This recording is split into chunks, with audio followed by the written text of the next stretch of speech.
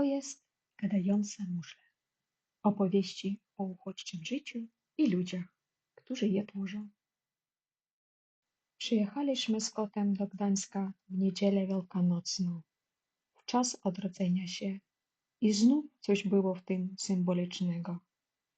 Wielkanoc zawsze przypomina, że życie potrafi powstać z ruin, że nawet po największej ciemności przechodzi światło.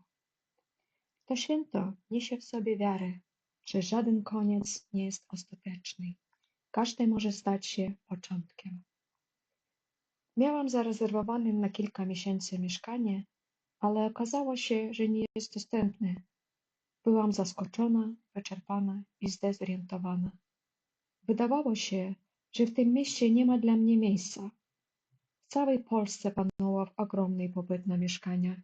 Ceny rosły, a w Gdańsku dodatkowo zbiegło się to z długim świątecznym weekendem i napływem turystów. Siedziałam z kotem w kolejnym zatłoczonym lobby i czekałam, aż znajdzie się dla nas rozwiązanie.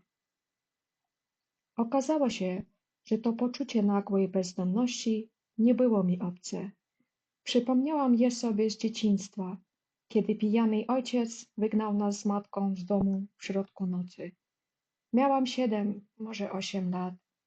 W pośpiechu ubrałam się i wyszłam z mamą na ulicę. Siedziałyśmy na zimnych schodach budynku, nie mając dokąd pójść. Pytałam, czy możemy wrócić, a mama milczała i wtedy boleśnie zrozumiałam, co znaczy być bezbronną i bezdomną. Tym razem jednak odmówiłam bycia ofiarą. Podeszłam jeszcze raz do recepcji i powiedziałam: nie jestem turystką, przyjechałam z kraju ogarniętego wojną. Jeśli mój zarezerwowany pokój nie jest dostępny, proszę znaleźć alternatywę, bo nie mam dokąd pójść. Na szczęście udało się znaleźć tymczasowy lokum na kilka dni. Dopiero wtedy mogłam odetchnąć. Ale nie miałam złudzeń. Los ludzi, którzy stracili dom, rzadko kogokolwiek naprawdę obchodzi. Każdy z nas przeżywa swoje tragedie samotnie i sam próbuje stworzyć sobie miejsce. I tylko wielkim darem jest, gdy ktoś decyduje się iść kawałek tej drogi obok nas, bez oczekiwań, po prostu z empatią i obecnością.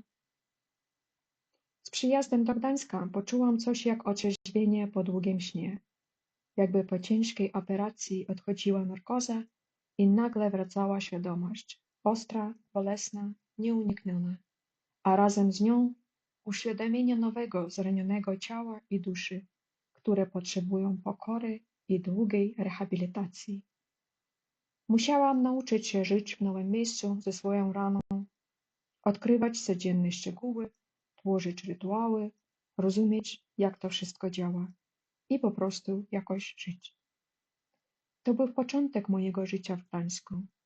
Jeszcze nie wiedziałam, że to miejsce, port losów, miasto przyjazdów i odjazdów, stanie się dla mnie lustrem.